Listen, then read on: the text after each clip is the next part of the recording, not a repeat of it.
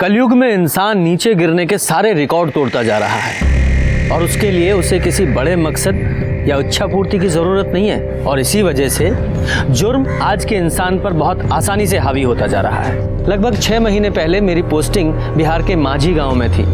उस समय मेरे पास एक अजीबोगरीब केस आया जो देखने में तो बहुत आसान लग रहा था पर सॉल्व करने में बहुत ही मुश्किल था। इस केस को देखकर आपके होश उड़ जाएंगे क्योंकि कत्ल का मोटिव तो बहुत ही जाना पहचाना लग रहा था और उसका तरीका बहुत ही हैरान कर देने वाला था।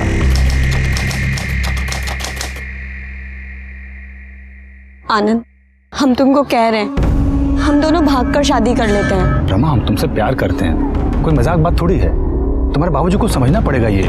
मेरे घर वाले सच में कभी नहीं मानेंगे। हम समझाएंगे तुम्हारे पापा को, देखना वो मान जाएंगे। तुम बिल्कुल टेंशन मत लो। अंकल मेरी बात सुनिए, देखिए प्लीज मत मारो आनंद को। हमारी बात सुनिए, हमारी बात। रमा प्लीज पापा, प्लीज पापा, मैं और आनंद बहुत प्यार करते हैं। तो आप प्यार का भूत तो हम उतारेंगे, तू घर चल पहले। छोड़िए पापा हमें। चल पूरा खुमारी उतार देगा तुम्हारा। अरे वो मिश्रा हमारे जूते का औकात नहीं है, उसके बेटे ने ब्याह करेगी, अपना मर्जी चलेगी, अरे जान मार देंगे तुम्हारी। अरे क्या कर रहे हैं आप? अरे ये जो की तो की, आप भी कोनो अच्छा नहीं कर रहे हैं, आप भी तो गलती कर रहे हैं ना। अरे जवान बिटिया को बड़े बाजार में बेइज्जत करते हुए खींचते हुए घर से ला रहे हैं। अरे गलती हो गई कि घसीट कर लेकर आए, मार कर लाना चाहिए था, अक्ल ठिकाने आती है। काबे हमारा लौंडा होके पिट के आए, शर्म नहीं आए तुमको? हैं? बताओ बोल रही हो तुम? जंग जीत के नहीं आया तुम्हारा लाल, पिट के आया लौंडिया चकल्लस में, वो भी उसके बाप से। साला खुद का इज्जत तो है नहीं, हमारी इज्जत पे मुंह दिए। अबे मेमना बने का बेटा, तुमसे बतिया रहे हैं, कहा नहीं ये खींच के दो झापड़ू सिला को। बाबूजी हम उनको कैसे मारते? हम रमा से इतना प्यार करते हैं तो उनके पापा पे कैसे हाथ उठाते हैं? कैसे प्यार का भूत हम उतार के आएंगे। चल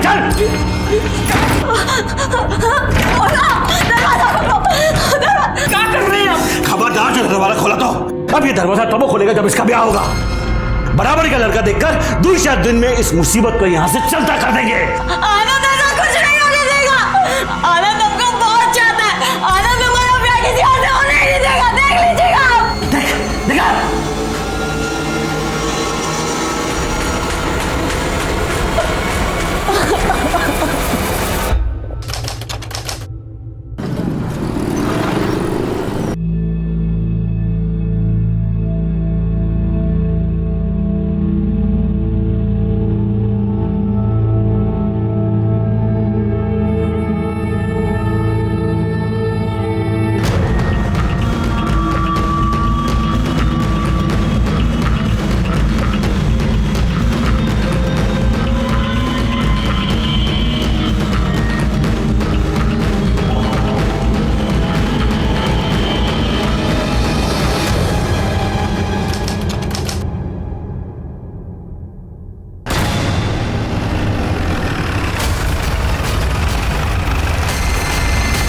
आप लोग हटिए, पीछे ही आप लोग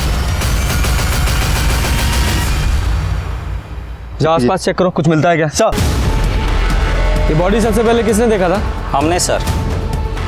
सुबह को यहाँ से हम जा रहे थे तो देखे लड़की का लाश पड़ा हुआ है। कहाँ रहते हो? यही बगल के गांव में। सर देख के तो लगता है लड़की 20 या 25 साल की होगी। पीठ पे और सर पे चोट के निशान भी है। सर आसपास ऐसा कुछ भी नहीं मिला जिससे इसकी पहचान हो सके, ना पर्स और ना ही कोई मोबाइल। मतलब कातिल यही चाहता था। अरे जरा पलटो।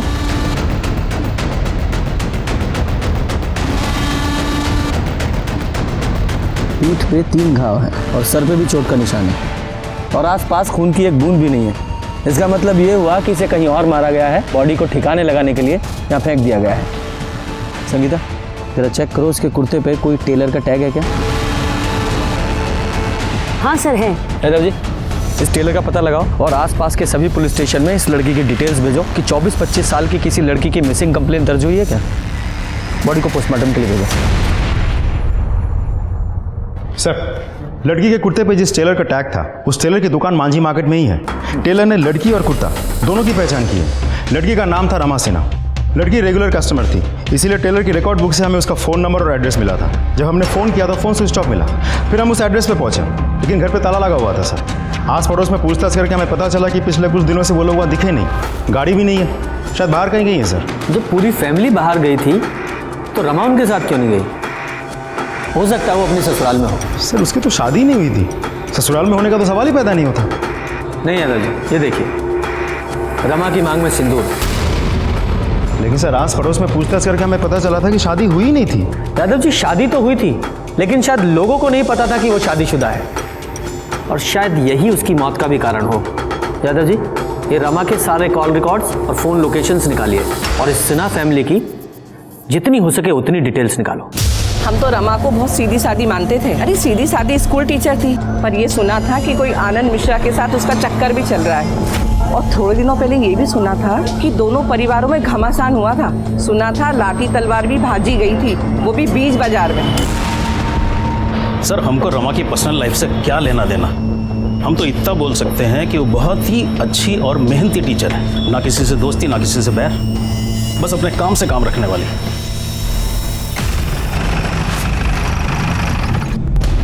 अब आदमी के जाने के बाद साहब का बुरा बोले, लेकिन रमा के कारण अभिजीत बाबू थोड़ा परेशान रहते थे। 2 दिन हो गए साहब, उनका कुछ पता ही नहीं कहाँ चले गए। उनका फ़ोन लगाओ तो ना उनका फ़ोन लगता है ना उनके बेटे का फ़ोन लगता है। माल आया पड़ा है साहब, पेमेंट करनी है साहब। 2 दिन से बहुत परेशान है, कहाँ गए कुछ मालूम ही नहीं है। सर मैंने कई लोगों से पूछताछ की, लेकिन किसी को भी नहीं पता सिन्हा फैमिली कहाँ है, और उनके फ़ोन्स भी स्विच ऑफ आ रहे हैं सर। यादव जी, ये अभिजीत, रत्ना और शिवम तीनों के कॉल रिकॉर्ड्स और मोबाइल लोकेशन निकलवाओ। तब तक इस आनंद से मिलते हैं, देखते हैं वो क्या कहता है। साहब आनंद का शादी रमा से हुआ, उसके बाद रमा अपनी अम्मा के घर गई आशीर्वाद लेने। एक बार को हम अपनी अम्मा से मिलना चाहते हैं। फिर लौटी नहीं साहब। आप ही सोचिए साहब, हमरे बिटुआ पे का गुजरी होगी। अरे बौरा गया है साहब एकदम। अपने बेटे को बुलाइए, उससे बात करनी है हमें। अरे क्या बात करिएगा साहब, उससे होश ही नहीं है उसको। दिन रात रमा के घर के चक्कर लगाता रहता है। कह रहा था कि उसके परिवार वाले रमा को जबरदस्ती ले गए हैं और दूसरा ब्याह कर देंगे उसका। यह पॉसिबल नहीं है, रमा का मर्डर हो गया है। मर्डर? अरे कहा होगा हमारे बिटवा का, लेकिन कौन मर्डर किया साहब उसका? फिलहाल तो हमें नहीं पता, हो सकता है आपके बेटे आनंद ने किया हो। बुलाओ उसे। अरे साहब बुलाएंगे तो तब ना जब वो घर पे होगा, आता ही नहीं है घर पे। यादव जी, हमें अब सबके फ़ोन नंबर्स चाहिए, और एक बार आपका बेटा घर लौट आए तो पुलिस स्टेशन भेज दीजिएगा। ठीक है साहब।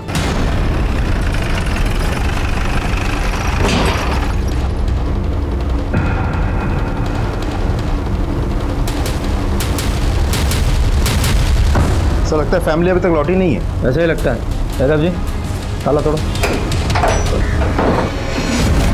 फॉरेंसिक टीम को बुलाइए। सर अब समझ में आया कि ये घर फैमिली के बाहर जाने की वजह से नहीं, बल्कि इस क्राइम की वजह से बंद था। पूरे घर की अच्छी तरह से तलाशी लो।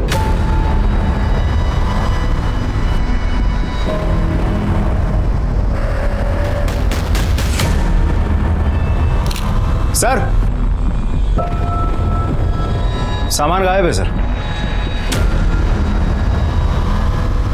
सर खाली पड़ा सर, यहाँ भी कुछ नहीं है। लगता है बहुत जल्दबाजी में भागे हैं। यादव जी, अगर ये ब्लड रमा के ब्लड ग्रुप से मैच होता है तो शायद बहुत कुछ क्लियर हो सकता है। और सर इनकी गाड़ी भी तो नहीं है, कहीं ऐसा तो नहीं कि सबके सब अपनी ही गाड़ी लेके भागे हो सकता है। गाड़ी का नंबर मिला है ना सब, उसकी डिटेल सर्कुलेट कराओ। ये लोग भागने नहीं चाहिए, और इनकी कॉल रिकॉर्ड्स और मोबाइल लोकेशन भी निकलवाओ। सब।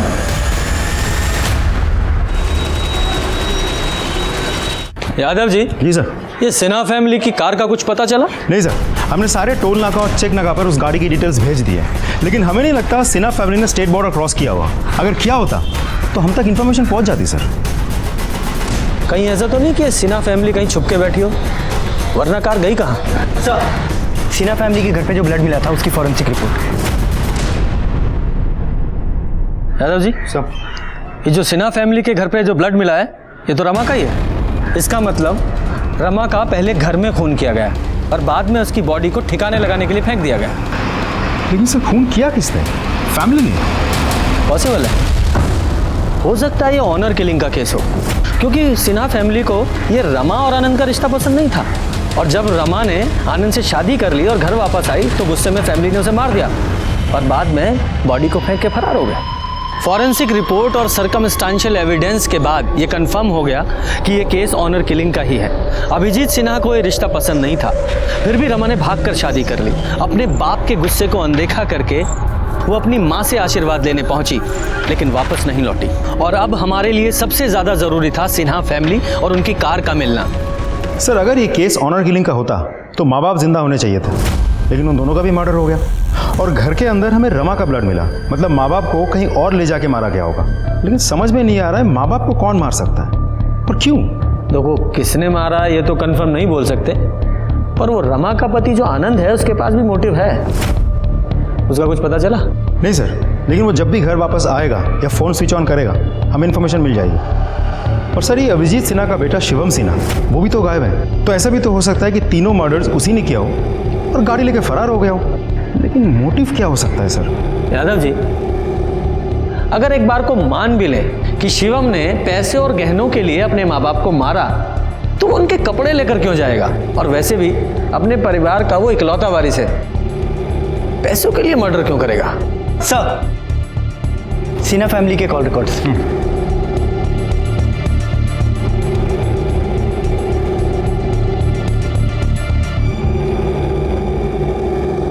क्या है कॉल रिकॉर्ड्स में Yadav ji? Sir mobile location के मुताबिक अभिजीत और रत्ना का मोबाइल 11 जून की शाम 7 बजे स्विच ऑफ हुआ था घर के बगल में, जबकि शिवम का फ़ोन 12 तारीख को सुबह 7 बजे स्विच ऑफ हुआ और रमा का फ़ोन सुबह 8 बजे, मतलब 1 घंटे बाद।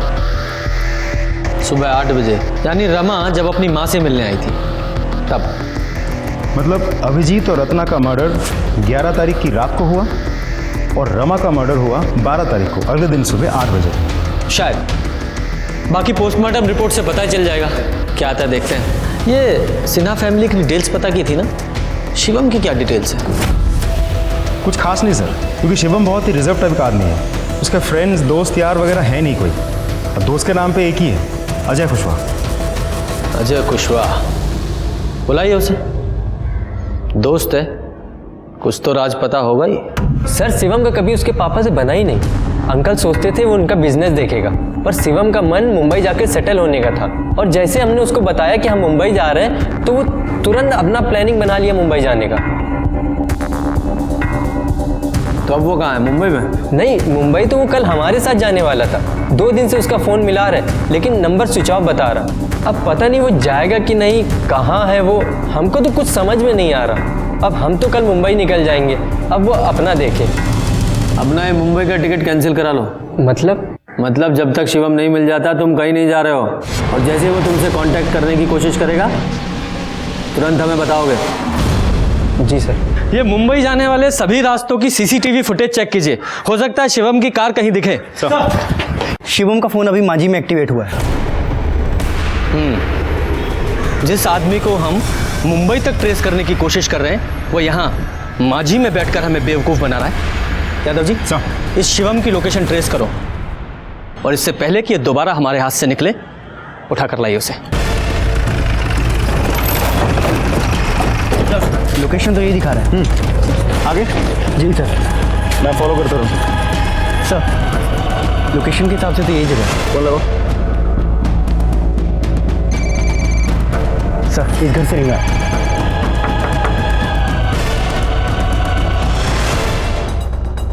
शिवम कहाँ है? शिवम? कौन शिवम साहब? हमको नहीं पता। तुम्हारा नाम क्या है? गोपाल। फोन लगाओ। घंटी की आवाज आ रही है अंदर से, फोन तुम्हारा है? लेके आओ फोन। बात सुनिए सबको।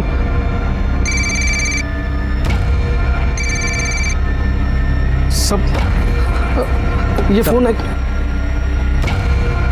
ये फोन किसका है? बताओ किसका है? थाने में लेके चलूं? नहीं नहीं साहब, ये फोन हमारा नहीं है, पड़ा हुआ मिला था। कहाँ?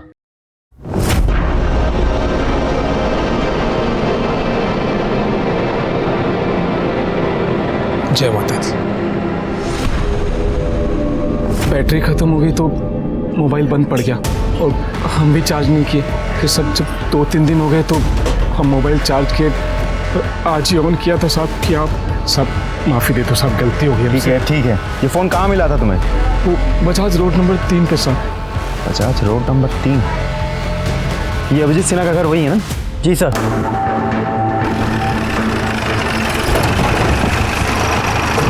चलो दिखाओ कहाँ मिला था मोबाइल। यहाँ पे था साहब, वो एक गाड़ी खड़ा हुआ था उसके नीचे टायर के पास। स्टिकर उसी गाड़ी पे लगा हुआ था? नहीं साहब, यहाँ पे 2 गाड़ी खड़ा हुआ था, एक यहाँ और एक वहाँ पे, वो सलेटी कलर का। सब माता रानी का फोटो देख के हम सोचे थे कि मोबाइल नहीं लेते, फिर लालच आ गया साहब। हम सच करें इसके सिवा हमें कुछ नहीं पता साहब, माफ़ी दे दो हमको। सर ये दूसरी गाड़ी किसकी हो सकती है? कहीं ऐसा तो नहीं कि शिवम के साथ इन मर्डर्स में कोई और भी इन्वॉल्व है और दूसरी गाड़ी उसी की थी? हाँ हो सकता है, क्योंकि गोपाल को जब शिवम का फ़ोन मिला था तो वो ऑन था। इसका मतलब शिवम ने खुद वो फ़ोन ऑफ नहीं किया था, गलती से उससे कहीं गिर गया था। यादव जी सर, इस शिवम का जल्दी से जल्दी पता लगाना होगा।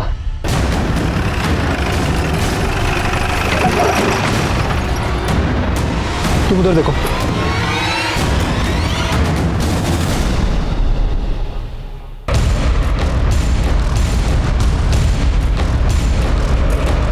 लाश को बाहर निकालो। हेलो,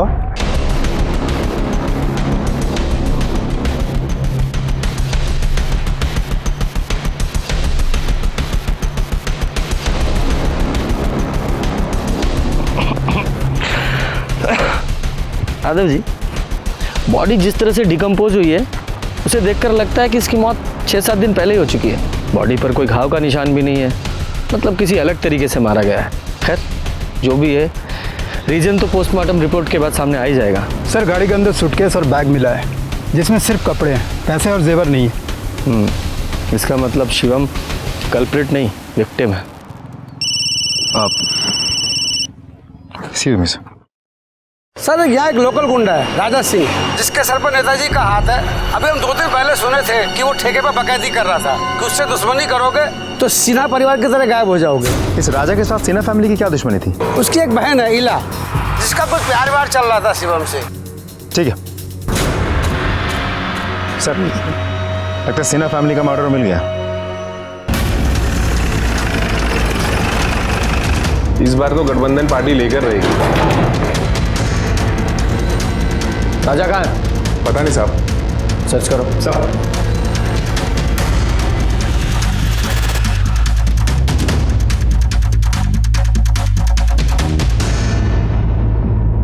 सर ऊपर आइए।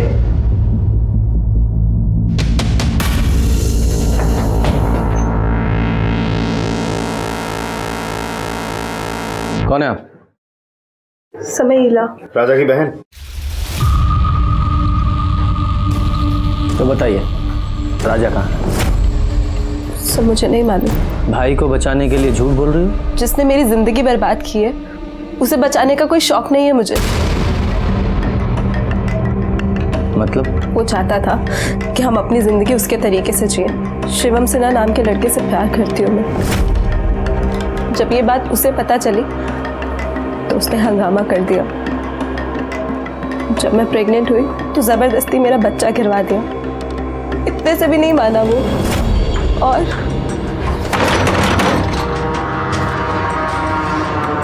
अच्छा तुम हो? अरे कौन है? अरे क्यों मार रहे हो? ये क्या कर रहे हो? नमस्ते आंटी जी, राजा यादव। अरे कोई है? अरे छोड़ो! अरे मेरे बेटा को छोड़ दो। ध्रुव हाथ का लौंडा होकर राजा यादव की बहन से इसक लड़ाने का कोशिश करता है, हैं? बेटा अभी तो सिर्फ कूटे जा रहे हो, अगर उससे दूर ना हुए ना तो जान से मार देंगे, समझ गए? क्या हो रहा है? कौन हो तुम और हमरे बेटे को काहे मार रहे हो? बेटा ये तुम्हारा बेटा है? हाँ। फिर तो तुमको सजा देना बनता है। पुलिस को बुलाएंगे। अब छोड़ो इनको। शर्म नहीं आता है तुमको ऐसा नालायक बेटा पैदा करते हुए? फिर मैं शिवम से मिली। हमने मुंबई जाने का प्लान बनाया। मैं 20 तारीख को शिवम को मुंबई में मिलने वाली थी। आप प्लीज़ मेरी मदद कीजिए ना। अगर आप मुझे यहाँ से नहीं निकालेंगे तो मेरा भाई मुझे कभी यहाँ से निकलने नहीं देगा। प्लीज़ सर मुझे शिवम से मिलना है। सॉरी, आप शिवम से अब कभी नहीं मिल पाएंगे। क्यों? क्या हुआ? उसका मर्डर हो चुका है। क्या?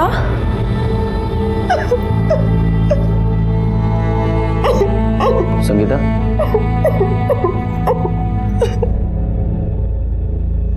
मैं आपकी हालत समझ सकता हूँ। बस एक आखिरी बात बताओ, तुम्हें लगता है तुम्हारा भाई राजा शिवम को मार सकता है? Yadav ji, sir state border seal करो। राजा भागना नहीं चाहिए। सारे खबरियों को एक्टिवेट करो। 24 घंटे के अंदर अंदर राजा मुझे लॉकअप में चाहिए। जी सर। सर, मुझे लगता है आपका शक सही था। शिवम की मौत भी 11 जून को रात 8 से 10 बजे के बीच हुई थी, गला घोटने की वजह से। लेकिन फॉरेंसिक रिपोर्ट के हिसाब से गाड़ी में कोई फिंगरप्रिंट्स नहीं मिले और ना ही स्टीयरिंग व्हील में मिले।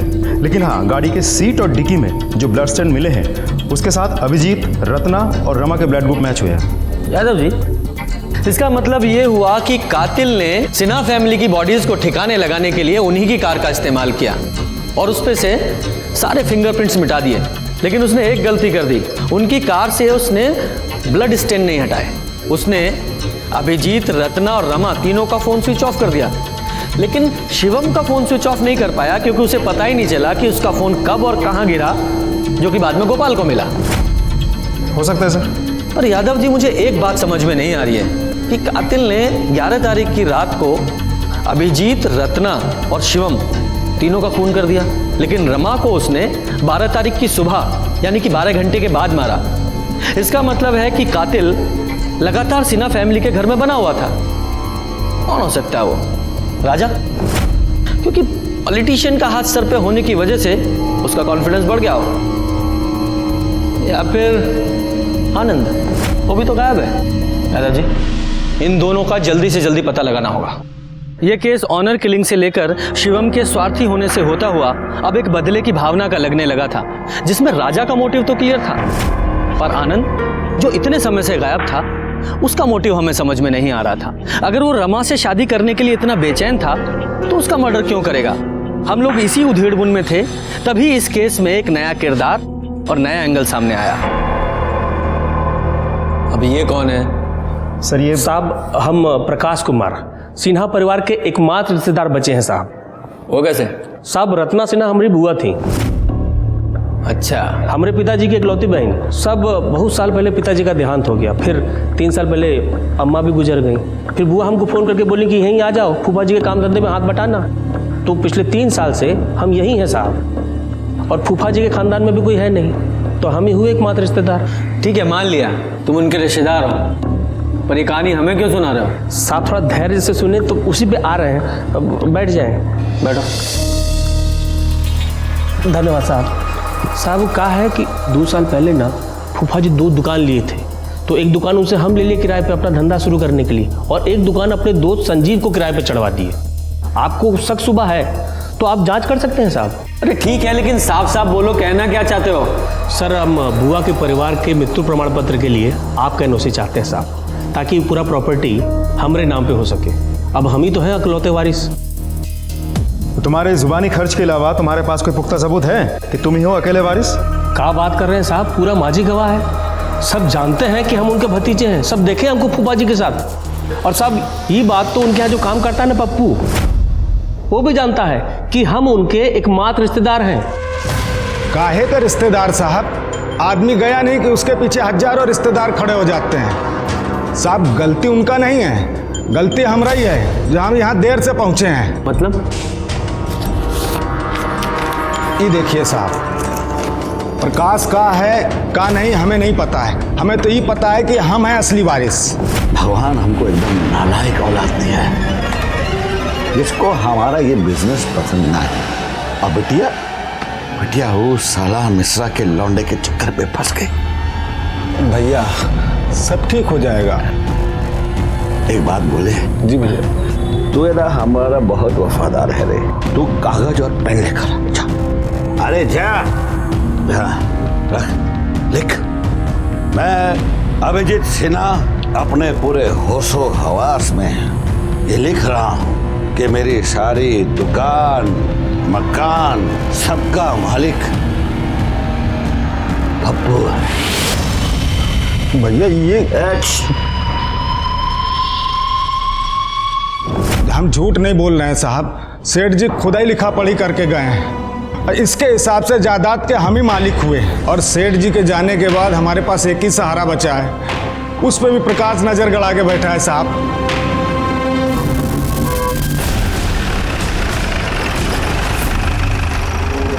सेठ जी भले आदमी थे साहब, प्रकाश ने दुकान किराए पे दिलाया था। प्रकाश तो तुम्हारा दोस्त है ना, तुम्हें तो पता ही होगा कि वो अभिजीत सिन्हा की प्रॉपर्टी पे क्लेम कर रहा है कि वो उनका अकेला वारिस है। सारी प्रॉपर्टी उसे ही मिलनी चाहिए। क्या हुआ, कुछ प्रॉब्लम है? कुछ कहना है इस बारे में? हेलो, हाँ ठीक है, तुम नज़र रखो, हम पहुँचते हैं। सर, राजा का पता चल गया।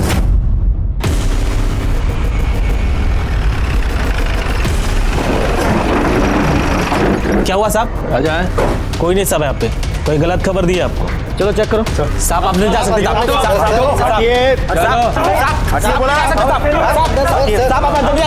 अरे कहाँ हुआ थे? कहाँ इतना हल्ला मचा रहे हो?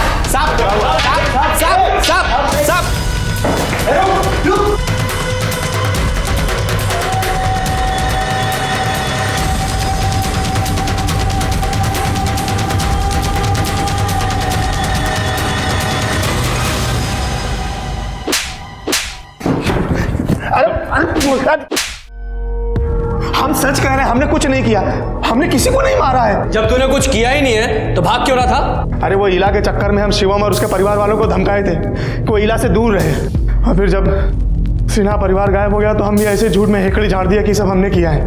देखिए दरोगा जी, जब आपको लाश मिला ना, हम डर गए कि बेकार में हम धरे जाएंगे, बस इसीलिए भाग रहे थे। हम कैसे मान लें कि तुम सिर्फ हेकड़ी झाड़ रहे थे? तुमने किसी का मर्डर नहीं किया? अरे 11 तारीख को तो हम मांझी में थे ही नहीं। नेताजी का जन्मदिन था, 3 दिन के बाद पोस्टर बनवाने के लिए पटना गए थे। 12 तारीख को देर रात लौटे हैं। यादव जी। जी सर। इस राजा की एलिबाई चेक करो, इसके सारे कॉल रिकॉर्ड्स निकालो और उसकी फ़ोन की लोकेशंस भी। नमस्कार सर। नमस्कार सर, आपसे कुछ बात करना था। बोलिए। वो हमारा बेटा है ना आनंद, वो वापस आ गया है, तो आपसे भेंट करवाना था उसका। जाना आना यहाँ बताओ सर कब। नमस्ते साहब। सर हमारा नाम आनंद मिश्रा है, हम रमा के पति हैं, और चूंकि सर हमारे बाद इस परिवार में और कोई बचा नहीं है तो कानूनन हमारे ससुर की सारी संपत्ति पर हमारा हक बनता है।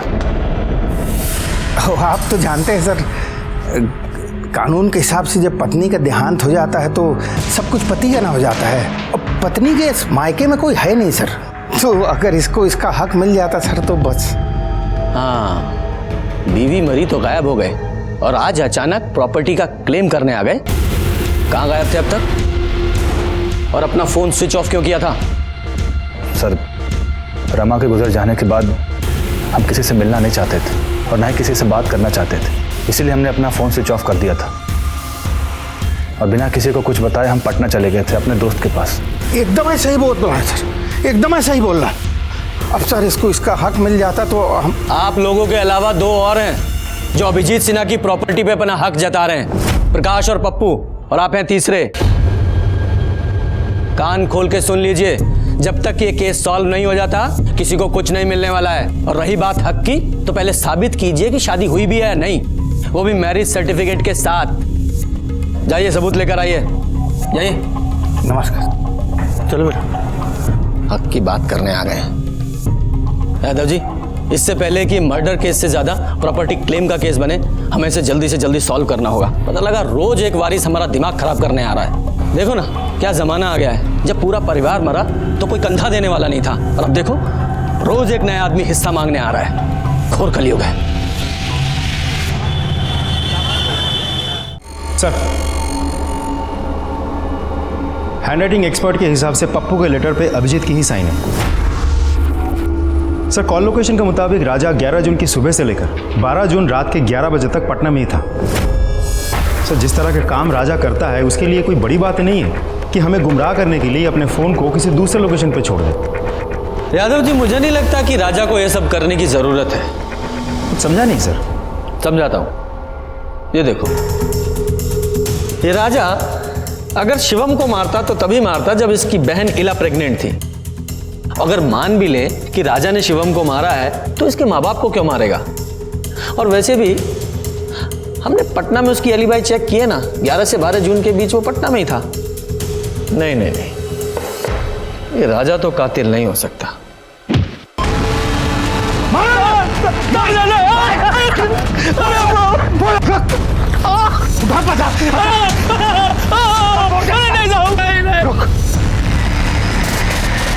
बच गए ना, चुपचाप निकल ले हो। सिन्हा साहब की प्रॉपर्टी पे सिर्फ हमारे बिटुआ का समझे। खुशी खुशी मान जाओ, नहीं तो और भी तरीके आते हैं हमको, समझ गए ना? चलो रे।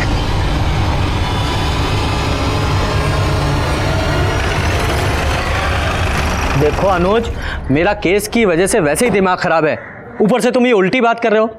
अगर मैंने कहा है इंटरव्यू के लिए जाना है तो मतलब जाना है। जाओ, तुम्हारे इंटरव्यू की पूरी रिपोर्ट लूंगा मैं, समझे तुम?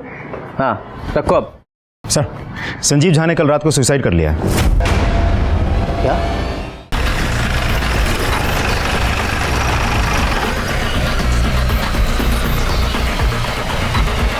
हटिए साइड, हटिए। आप लोग हटिए प्लीज, हटिए।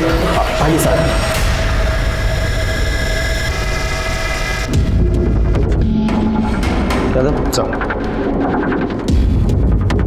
बॉडी को सबसे पहले किसने देखा?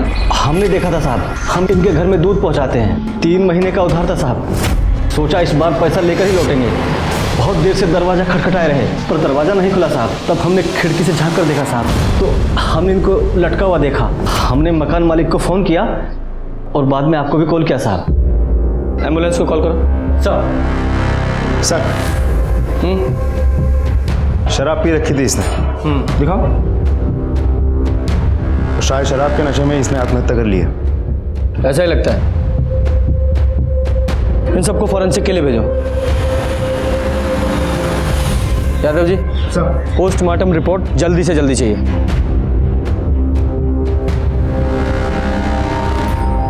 संजीव अरे तुमको क्या कर लिया संजीव?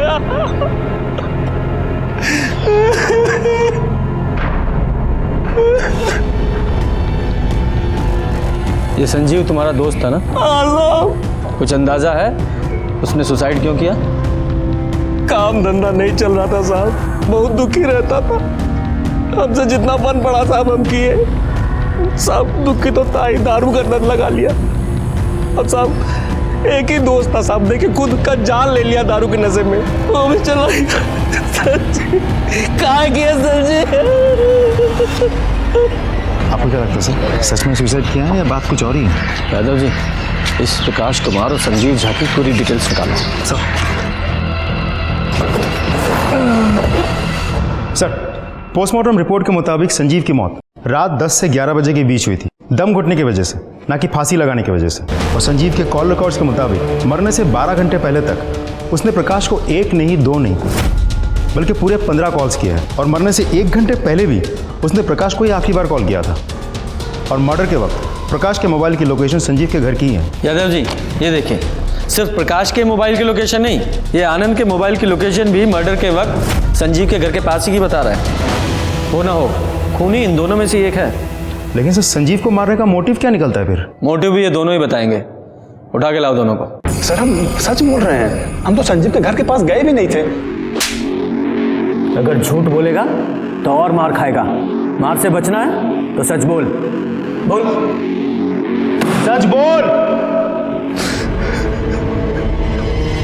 सर ये सब हम अपनी मर्जी से नहीं कर रहे थे, ये पापा हमको सिखा पढ़ा करके भेज रहे थे। उन्होंने कहा था कि संजीव को जाके बोले कि वो दुकान खाली कर दे। और जब सर ये बात हम बोल कर निकले तब तक वो जिंदा था। और सर उसके बाद हम पप्पू के पास चले गए कि वो प्रॉपर्टी पे क्लेम ना करे। सर आप यकीन मानिए, ये सब पापा हमसे जबरदस्ती करवा रहे थे। हमको कुछ नहीं चाहिए सर। हम तो सिर्फ रमा से प्यार करते थे और वो हमें अब कभी नहीं मिलेगी सर। हम उसे कभी देख नहीं पाएंगे। इसकी हालत देख के तो ऐसा नहीं लगता है किसी का खून कर सकता है, और रमा का तो बिल्कुल नहीं। अब देखते हैं ये प्रकाश क्या बोलता है। वैसे प्रकाश के बारे में मैंने एक चीज नोटिस की थी जो मुझे याद नहीं आ रही, क्या थी वो? क्या? सर अब अच्छे से याद कीजिए। अब तक हम प्रकाश से सिर्फ 2 ही बार मिले हैं। पहली बार जब वो पुलिस स्टेशन आया था डेथ सर्टिफिकेट के लिए हमसे एनओसी लेने, और दूसरी बार जब संजीव ने सुसाइड किया था, हम उसके घर से निकल ही रहे थे और वो वहाँ पहुँचा था।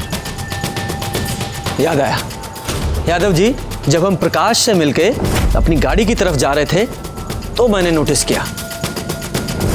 सर गोपाल, जिसने शिवम का मोबाइल उठाया था और जिसने स्टिकर और ग्रे कलर की गाड़ी के बारे में हमें कहा था, जो मर्डर के दिन अभिजीत सिन्हा की गाड़ी के साथ पार्क की हुई थी।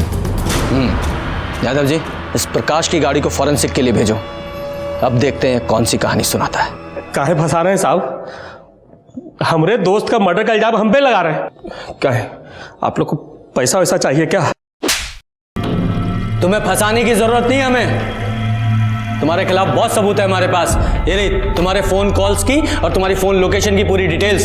संजीव को मारने से पहले तुमने उससे फोन पे बात की थी ना, फिर अपनी दुकान से उसके घर गए थे ना, वहां आधा घंटा रुके थे, और उसके बाद 8:15 बजे तुम अपने घर गए थे। बोलो, आधा घंटा क्या कर रहे थे वहां? साहब इसमें कौन सा बड़ा बात है साहब? संजीव दोस्त है हमारा, दुखी था, उसका काम धंधा बंद है, सांत्वना देने गए थे, और साहब एक आधा घंटा बाद वापस भी तो आ गए थे। हाँ, कहानी अच्छी है। अब ये भी बता दो, तुम्हारे गाड़ी के पीछे जो ब्लड स्टेन मिले हैं वो किसके हैं? अरे साहब वो तो मुर्गे का खून है साहब। दोस्तों के साथ पार्टी किए थे, 20 किलो मुर्गा कटवाए थे, वही गाड़ी में लेके गए थे साहब। वो मुर्गे का खून नहीं, वो इंसानों का खून है। अभिजीत सिन्हा और रत्ना सिन्हा के ब्लड से मैच करता है वो। सच सच बोलो, वरना यादव जी को बोलेंगे तुम्हारी ऐसी रेल बनाएंगे कि झूठ बोलने लायक नहीं रहोगे। यादव जी बोल। रत्ना बुआ का प्रॉपर्टी हमको मिल रहा था साहब, तो इस संजीव दुकान छोड़ने को तैयार नहीं था। ऊपर से साहब किराया देने के लिए भी मना कर दिया था। बोलता था कि तुमको तो सब फोकट में मिल रहा है, तो काहे दुकान का रेट लगाए हुए हो। साहब दोस्तों के साथ चिरकुट जैसा बात कर रहा था, तो हमको भी गुस्सा आ गया, तो हम उसके घर पे गए और ऐसा दिखाए कि जैसे हम उसका बात मान लिए। हमको मालूम था कि तुम हमारी परेशानी जरूर समझोगे। I love you, I love you. नहीं, ये तो हमें समझ में आ गया कि तूने प्रॉपर्टी के लिए मारा, लेकिन सिन्हा फैमिली को मारा कैसे? तो लोग बार बार बोल रहे थे कि किराया भरो, नहीं तो चलते बनो। अब साहब अपने सगे भतीजे के साथ ऐसा कोई करता है क्या? दुकान खाली करो का धमकी सुन सुन के ना उपटा गए थे एकदम। तो हम सोचे कि मार डालेंगे, तो फिर हम फूफा जी को फोन किए और कहे कि किराया देने के लिए हम घर पे आ रहे हैं। देखो, हमको 6 महीने का पूरा किराया चाहिए, कौन बहाना नहीं। चिंता मत कीजिए फूफा जी, आज के बाद आपको कोनो तकलीफ नहीं होगा। पापा क्या होगा बाबू? सबका लाश गाड़ी में डाल के ठिकाने लगाने का प्लान बनाए थे। सबका फोन लिया, स्विच ऑफ किया, लेकिन साहब हमको शिवम का फोन नहीं मिला। तो हमें कुछ समझ में नहीं आ रहा था, तो हम घर चले गए। फिर सोचे कि अगले दिन उन्हीं की गाड़ी से उन्हीं लोगों का लाश ठिकाने लगाएंगे। अगले दिन उनके घर पहुंचे, उनके गाड़ी की चाबी ढूंढ ही रहे थे, तभी साहब। अम्मा,